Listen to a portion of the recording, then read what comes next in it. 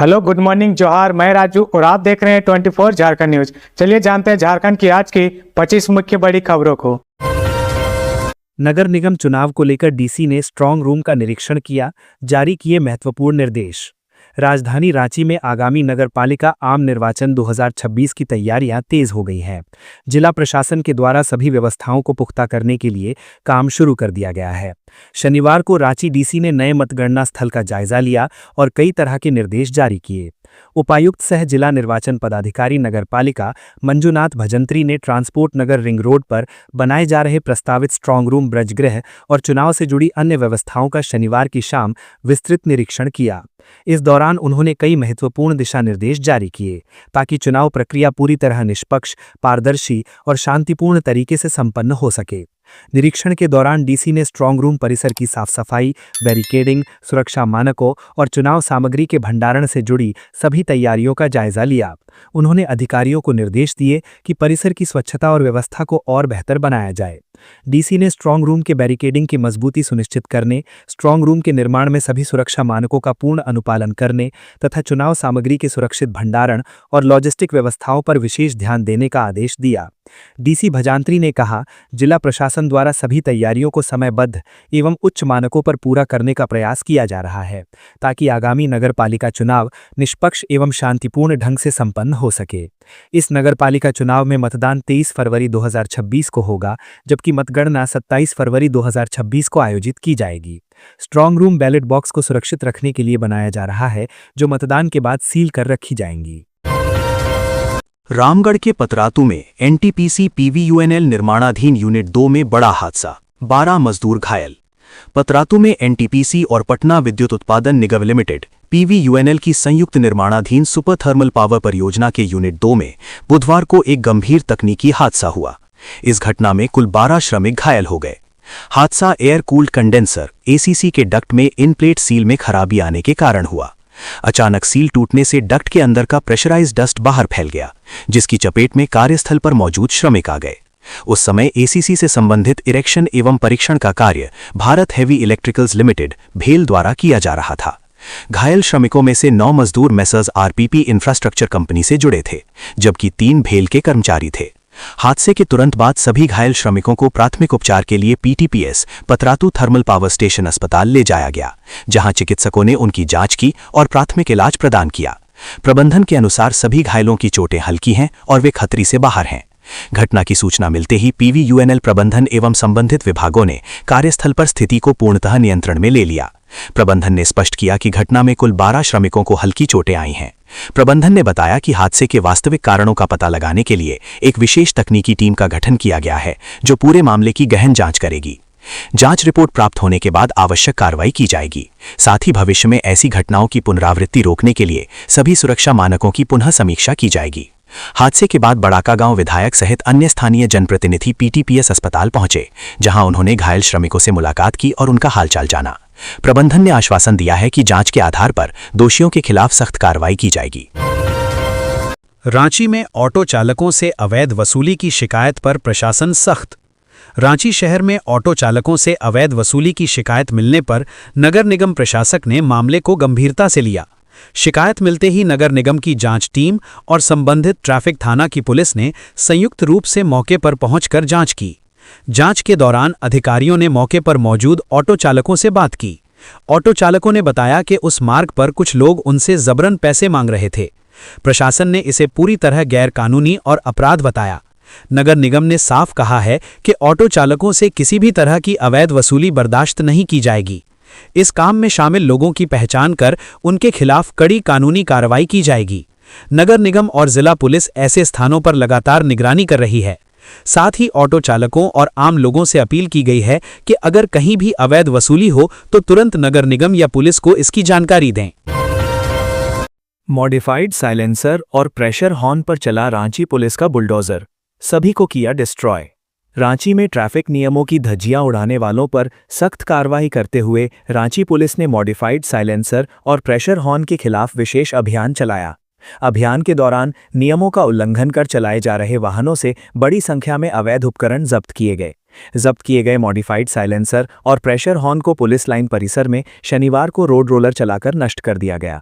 इस दौरान अधिकारियों ने स्पष्ट संदेश दिया कि तेज आवाज फैलाने वाले ऐसे अवैध उपकरण किसी भी सूरत में बर्दाश्त नहीं किए जाएंगे। हाल के दिनों में चलाए गए ट्रैफिक जागरूकता और प्रवर्तन अभियान के दौरान सैकड़ों वाहनों की जांच की गई थी। जांच में पाया गया कि कई वाहन चालकों ने शौक और स्टाइल के नाम पर साइलेंसर में बदलाव कर रखा था या फिर प्रेशर हॉर्न लगवा रखा था, जिससे सड़कों पर अनावश्यक ध्वनि प्रदूषण और दुर्घटना का खतरा बढ़ रहा था। रांची पुलिस ने बताया कि मॉडिफाइड साइलेंसर और प्रेशर हॉर्न से अत्यधिक डेसिबल की आवाज निकलती है, जो आम लोगों, मरीजों, बुजुर्गों और स्कूली बच्चों के लिए परेशानी का कारण बनती है। उन्होंने वाहन चालकों से अपील किया है कि वे इस तरह के अवैध मॉडिफिकेशन से बचें, अन्यथा उनके विरुद्ध कानूनी कार्रवाई की जाएगी। पुलिस अधिकारियों ने कहा कि यह कार्रवाई आगे भी लगातार जारी रहेगी। वाहन चालकों को चेतावनी दी गई है कि वे अपने वाहनों में किसी भी प्रकार का अवैध परिवर्तन न कराएं।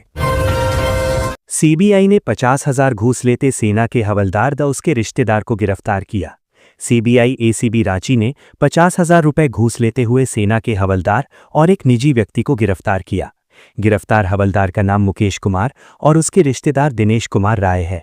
हवलदार कथित रूप से सेना की जमीन पर भवन निर्माण का काम पूरा करने के लिए घूस ले रहा था। उसने 5 लाख रुपए घूस की मांग की थी। सिंघमोड़ निवासी शिवम उर्फ बिशु ने सीबीआई से शिकायत की थी। इसमें यह कहा गया था कि सुदर्शन अपार्टमेंट की ढलाई का काम पूरा करने के लिए हवलदार मुकेश कुमार राय 5 लाख रुपए घूस की मांग कर रहा है। वो बिरसा मुंडा एयरपोर्ट स्थित defence land NOC RNO FLT unit 56 APO में पदस्थापित है। हवलदार का ये कहना है कि निर्माण कार्य सेना की जमीन पर हो रहा है, इसीलिए निर्माण करने के लिए उसे 5 लाख रुपए घूस चाहिए। इस मामले में शिकायत मिलने के बाद सीबीआई ने प्रारंभिक जांच की। इसमें हवलदार द्वारा घूस मांगे जाने की पुष्टि हुई।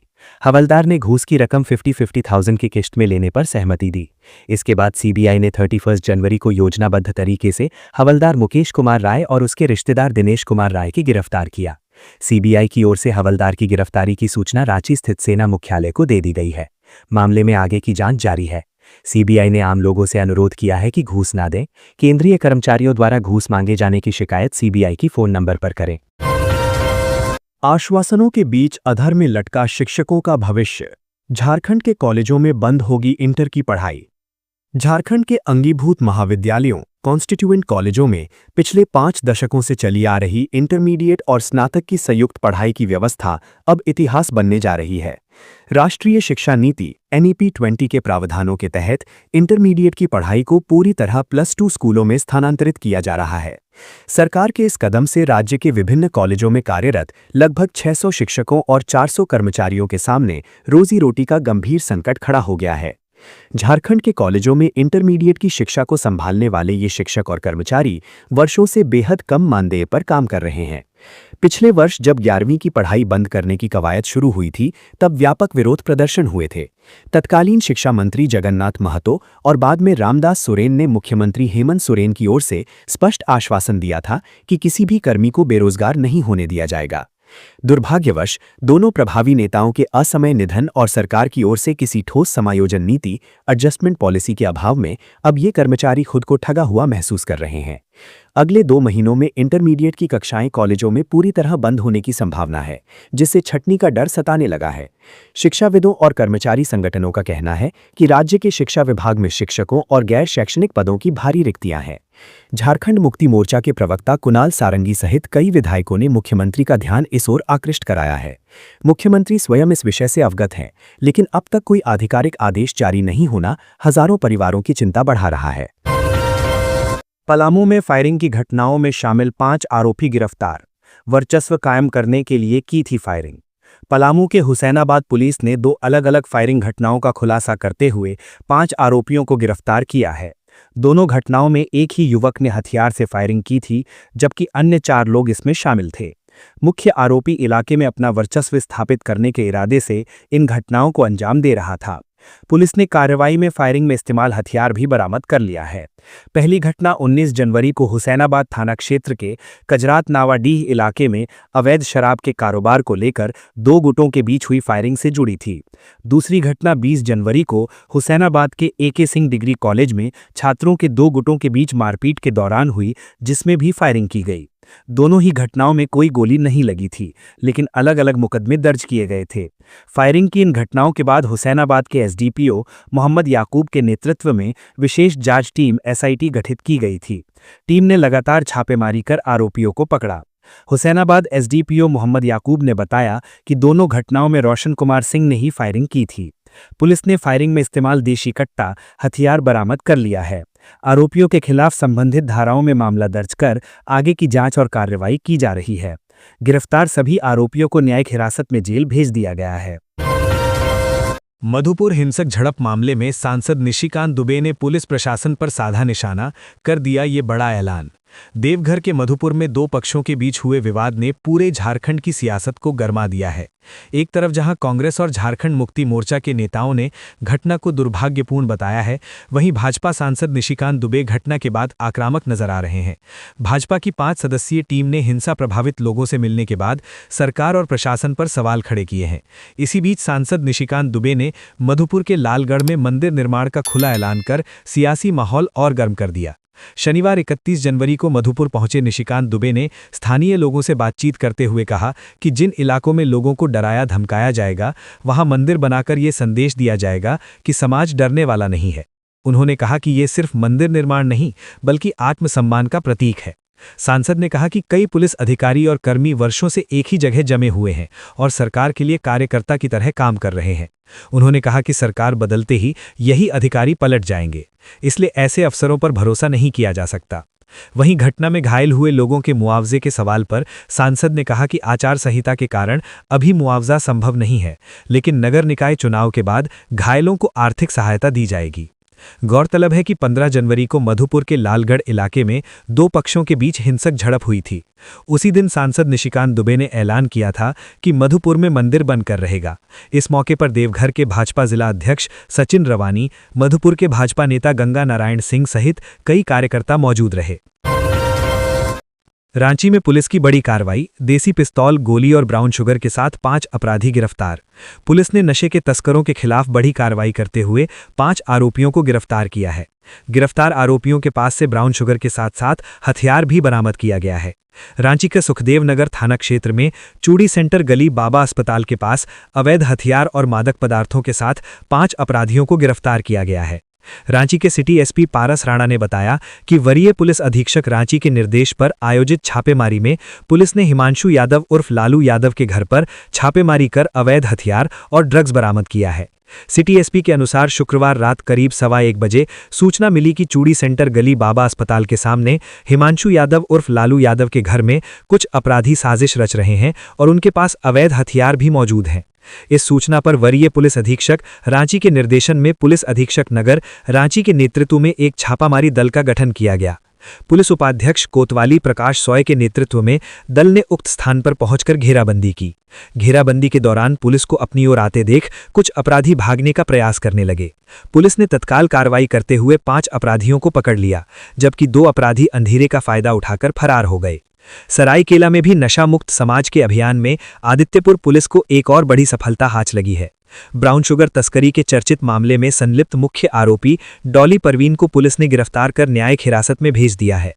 पुलिस ने इस मामले में पहले ही 3 अन्य सक्रिय सदस्यों को गिरफ्तार कर जेल भेज दिया है, जिनके पास से 208 ग्राम ब्राउन शुगर बरामद की गई थी। झारखंड निकाय चुनाव को लेकर उलझन में भाजपा, कोर कमेटी की बैठक में हुई चर्चा। नगर निकाय चुनाव को लेकर भारतीय जनता पार्टी उलझन में है। इस चुनाव में महापौर से लेकर वार्ड पार्षद तक चुनाव लड़ने के दावेदारों की संख्या अत्यधिक होने के कारण पार्टी पसोपेश में है। वैसे तो ये चुनाव गैर दलीय आधार पर हो रहा है, इसके बावजूद भारतीय जनता पार्टी इसको लेकर शनिवार को रणनीति बनाती दिखी। भाजपा प्रदेश कार्यालय में हुई कोर कमेटी की बैठक में शीर्ष नेताओं ने घंटों इस पर रणनीति बनाते रहे। राज्य के सभी 48 नगर निकायों के महापौर और अध्यक्ष पद पर चुनाव लड़ने के लिए उत्सुक पार्टी कार्यकर्ताओं की दावेदारी पर विचार किया गया। प्रदेश अध्यक्ष आदित्य साहू के नेतृत्व में हुई कोर कमेटी की इस बैठक में संगठन महामंत्री कर्मवीर सिंह, नेता प्रतिपक्ष बाबूलाल मरांडी, केंद्रीय मंत्री अन्नपूर्णा देवी, पूर्व सीएम अर्जुन मुंडा, मधु कोड़ा, दीपक प्रकाश, रविंद्र कुमार राय आदि नेता मौजूद थे। बैठक कार्यकर्ताओं और नेताओं के बीच समन्वय बनाने की सहमति बनाने का निर्णय लिया। जहां एक से अधिक महापौर और अध्यक्ष पद के लिए दावेदारी की जा रही है, वहां संगठन के द्वारा अप्रत्यक्ष रूप से उन्हें समझा बुझाकर किसी एक पर सहमति बनाने की कोशिश की जाएगी।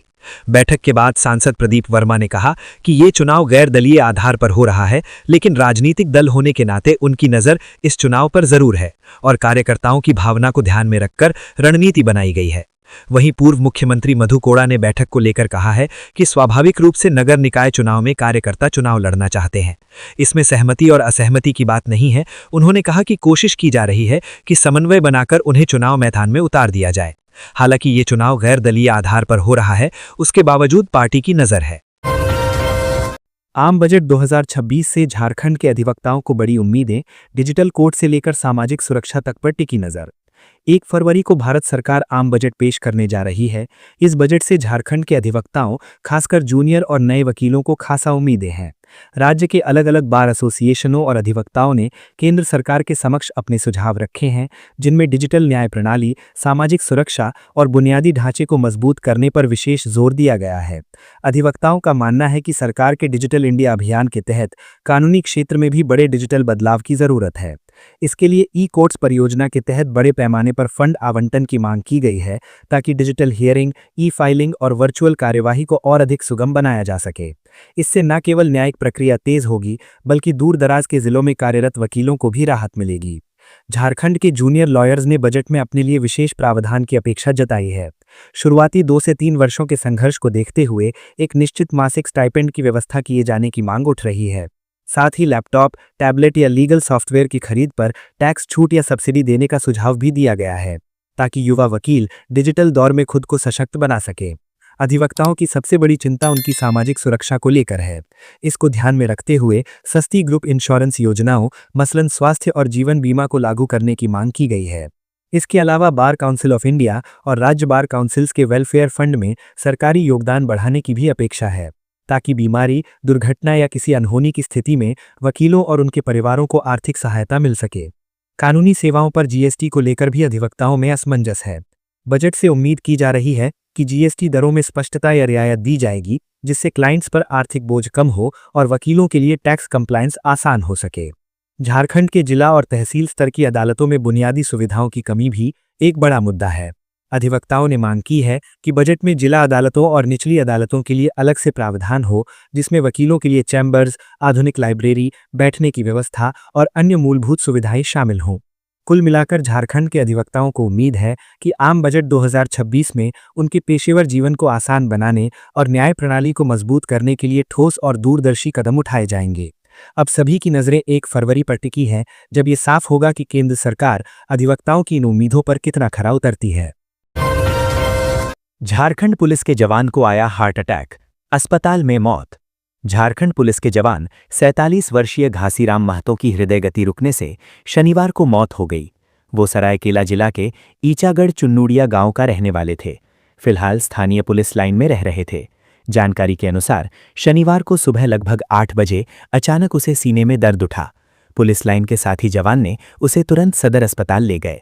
यहां इलाज के दौरान सुबह लगभग 10 बजे उसकी मौत हो गई। चिकित्सकों ने बताया कि हृदय गति रुकने से ही मौत हुई है। घटना की सूचना पाते ही पुलिस पदाधिकारी और जवान सदर अस्पताल पहुंचे। सदर थाना पुलिस ने शव को अपने कब्जे में लेकर पोस्टमार्टम कराया। शव को पुलिस लाइन ले जाया गया, जहां पुलिस पदाधिकारी और जवानों ने सलामी दी। इसके बाद शव को पैतृक गांव भेज दिया गया। चावल व्यापारियों के ठिकानों पर तीसरे दिन भी छापेमारी, 4.5 करोड़ रुपए जब्त। आयकर विभाग की अनुसंधान शाखा ने चावल व्यापारियों के अंतर्राज्यीय ठिकानों पर छापेमारी के दौरान 4.5 करोड़ रुपए जब्त किया है। छापेमारी में मिले जेवरात के मूल्यांकन और जांच का काम अभी जारी है। साथ ही बाबा ग्रुप की फैक्ट्री, जमान, मकान सहित अन्य अचल संपत्तियों के मूल्यांकन का काम अभी भी जारी है। चावल व्यापारियों के ठिकानों पर 29 जनवरी को शुरू हुई छापेमारी तीसरे दिन यानी 31 जनवरी भी जारी रही। छापेमारी के दौरान मिली कैश राशि के सिलसिले में संबंधित लोगों का जवाब और पैसों के स्रोत के सिलसिले में दी जानकारी की समीक्षा के बाद कुल 4.5 करोड़ रुपए जब्त किए गए हैं। इसमें से 2 करोड़ रुपए बाबा ग्रुप से जुड़े आढ़तियों के ठिकानों से जब्त किए गए हैं। शेष 2.5 करोड़ रुपए बाबा एग्रो फूड और बाबा फूड प्रोसेसिंग से जुड़े लोगों के ठिकानों से जब्त किए गए हैं। छापेमारी के दौरान मिले कच्चा व्यापार से जुड़े दस्तावेज की जांच फिलहाल जारी है। कच्चे दस्तावेज से कितने का व्यापार किया गया है, इसका अब तक आकलन नहीं हो सका है। कच्चे व्यापार से जुड़े कागजात का विश्लेषण करने के बाद इसकी पूरी जानकारी मिल सकेगी। छापेमारी के दायरे में शामिल बाबा ग्रुप की फैक्ट्री, मकान और जमीन सहित कुल 10 अचल संपत्तियों के मूल्यांकन का काम भी अभी जारी है। 29 जनवरी को शुरू हुई छापेमारी के अभी और जारी रहने की संभावना जताई जा रही है। बसंत सोरेन ने कहा, 2 फरवरी को उपराजधानी दुमका में ऐतिहासिक होगा झारखंड दिवस समारोह। उपराजधानी दुमका में 2 फरवरी को 47वां झारखंड दिवस की तैयारियां अंतिम चरण पर हैं। इस साल भी झारखंड दिवस को ऐतिहासिक बनाने की तैयारी चल रही है। शनिवार को स्वयं शिबू सोरेन के आवास खिजोरिया में पत्रकारों के साथ बातचीत में स्थानीय विधायक बसंत सोरेन ने कहा कि झारखंड दिवस के कार्यक्रम में झामुमो के सभी मंत्री, विधायक एवं सांसद के अलावे झामुमो के कार्यकर्ता जुटेंगे। इस कार्यक्रम से प्रमंडल के सुदूर इलाकों से भारी संख्या में आने वाले आदिवासियों और मूलवासियों का जुटान होगा। उन्होंने कहा कि इस बार भी इस रैली में बतौर मुख्य अतिथि पार्टी अध्यक्ष मुख्यमंत्री हेमंत सोरेन के साथ पार्टी के वरिष्ठ नेता, सांसद व विधायक राज्य सरकार की उपलब्धियों की जानकारी देंगे। शहर के मुख्य मार्गों पर झारखंड आंदोलन के महान शहीदों के नाम पर उनकी स्मृति में तोरण द्वार बनाए जा रहे हैं। उन्होंने कहा कि राज्य सरकार झामुमो के संस्थापक दिशोम गुरु स्व शिबू सोरेन के सपनों के अनुरूप हर हाथ को काम, हर खेत को पानी पहुंचाने की दिशा में तेजी से कार्य कर रही है। उन्होंने कहा कि सुदूरवर्ती गांव के आदिवासी अभी भी जागरूक नहीं है। उन आदिवासियों को जागरूक करने का प्रयास किया जा रहा है। हेमंत सरकार की दूसरी पारी में रानेश्वर और मसलिया को पानी देने का काम पूरा हुआ। 35 से 40 साल पुराने मामले को हेमंत सरकार ने पूरा कर दिया। हर खेत में पानी जल्द ही मिलने लगेगा। उन्होंने कहा कि केंद्र सरकार से बकाये राशि की मांग की जाएगी। उन्होंने कहा कि दिवंगत दिशोम गुरु जन जन के नेता थे, इसीलिए जन भावनाओं के अनुरूप दिशोम गुरु भारत रत्न के हकदार हैं। इस मौके पर दुमका के सांसद नलिन सोरेन, जामा विधायक डॉक्टर लुइस मरांडी, शिकारीपाड़ा के विधायक आलोक सोरेन के अलावे जिला अध्यक्ष शिव कुमार वास्की, जिला सचिव निशित बरण गोलदार, केंद्रीय समिति सदस्य सलाम अंसारी आदि मौजूद थे। 2 करोड़ की ठगी में शामिल साइबर अपराधी बंगाल से गिरफ्तार। सीआईडी की साइबर क्राइम ब्रांच टीम के द्वारा साइबर अपराधियों के खिलाफ लगातार कार्रवाई की जा रही है। खासकर वैसे साइबर अपराधी क्राइम ब्रांच के निशाने पर हैं जो बड़े ठगी की वारदातों को अंजाम देते हैं। इसी कड़ी में सीआईडी की साइबर क्राइम ब्रांच ने पश्चिम बंगाल में छापेमारी कर 2 करोड़ रुपए की ठगी करने वाले एक साइबर अपराधी को गिरफ्तार किया है। अपराध अनुसंधान विभाग सीआईडी रांची के साइबर क्राइम थाने में 16 दिसंबर 2025 को एक व्यक्ति के द्वारा नामी वित्तीय फर्जी संस्थाओं के नाम पर नकली इन्वेस्टमेंट और ट्रेडिंग ऐप्स के जरिए 2.06 करोड़ रुपए की ठगी को लेकर मामला दर्ज करवाया गया था। इस मामले में सीआईडी की साइबर क्राइम ब्रांच को बड़ी सफलता हासिल हुई है। वित्तीय लेन देन से जुड़े मामले की जांच के दौरान और टेक्निकल टीम की मदद से सीआईडी की साइबर क्राइम ब्रांच ने पश्चिम बंगाल में छापेमारी कर साइबर अपराधी अभिषेक बेरा को गिरफ्तार किया है। सीआईडी की साइबर क्राइम ब्रांच ने पहले पता लगाया था कि इस ठगी में पश्चिम बंगाल के उत्तरी 24 परगना का रहने वाला अभिषेक बेरा ही प्रमुख साजिश करता है। टेक्निकल सेल के द्वारा सटीक लोकेशन मिलने के बाद पश्चिम बंगाल पुलिस की सहायता से अभिषेक को गिरफ्तार किया गया। उसके पास से laptop, mobile, SIM card, debit card और ठगी से संबंधित कागजात बरामद किए गए हैं। पीड़ित को साइबर अपराधियों ने एक व्हाट्सएप ग्रुप से जोड़ा था जिसमें आकर्षक ट्रस्ट ट्रेडिंग ऑफर भेजे जा रहे थे। उसमें नकली मुनाफा दिखाकर यह विश्वास दिलाया गया कि इसमें अगर करोड़ों रुपए लगाए जाएं तो 1 साल में पैसे दुगने हो जाएंगे। साइबर अपराधियों के इस झांसे में आकर पीड़ित ने 2.6 करोड़ रुपए साइबर अपराधी के खाते में ट्रांसफर कर दिए। बाद में साइबर अपराधियों के द्वारा सभी तरह के ऐप्स और ग्रुप बंद कर दिए गए। तब पीड़ित को यह पता चला कि उसके साथ ठगी हुई है और उसने साइबर क्राइम ब्रांच थाने में एफआईआर दर्ज करवाई। सीआईडी की साइबर क्राइम ब्रांच के अनुसार इस मामले में कई अन्य गिरफ्तार होनी शेष है। धनबाद सदर अस्पताल बाउंड्री वॉल पर बवाल, पत्थरबाजी में एक स्वास्थ्यकर्मी घायल। धनबाद के सदर अस्पताल की बाउंड्री वॉल को लेकर चल रहा विवाद टकराव में बदल गया है। शनिवार को स्वास्थ्यकर्मियों व अधिवक्ताओं के बीच तनाव इस कदर बढ़ गया कि मामला पत्थरबाजी तक पहुंच गया। पथराव में एक स्वास्थ्यकर्मी घायल हो गया। इसके बाद अस्पताल परिसर में अफरा तफरी मच गई।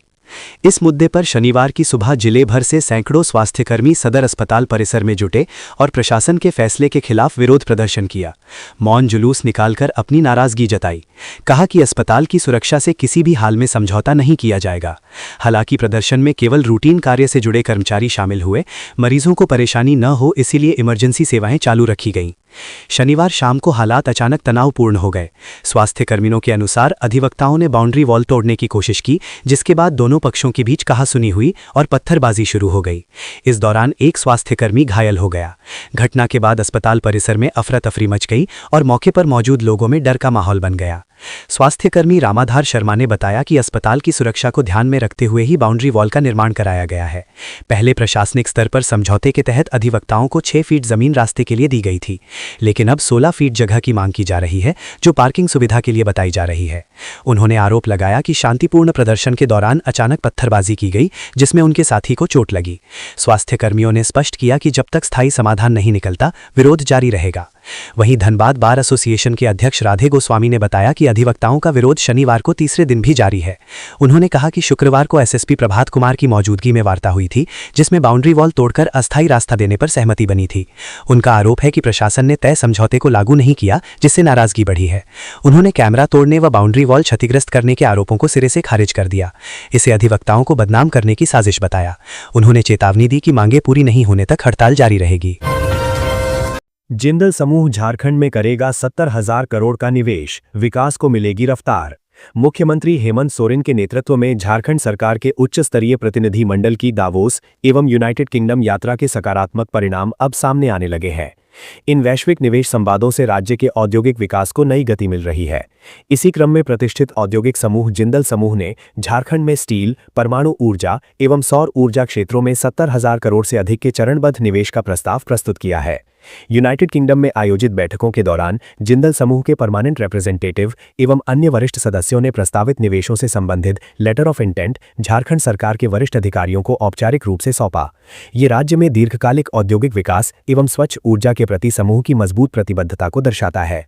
प्रस्तावित निवेश आगामी वर्षों में चरणबद्ध रूप से क्रियान्वित किए जाएंगे। ये झारखंड की स्थिर नीतिगत व्यवस्था, निवेश अनुकूल शासन प्रणाली तथा संसाधन आधारित औद्योगिक क्षमता में घरेलू एवं वैश्विक निवेशकों के बढ़ते विश्वास का प्रमाण है।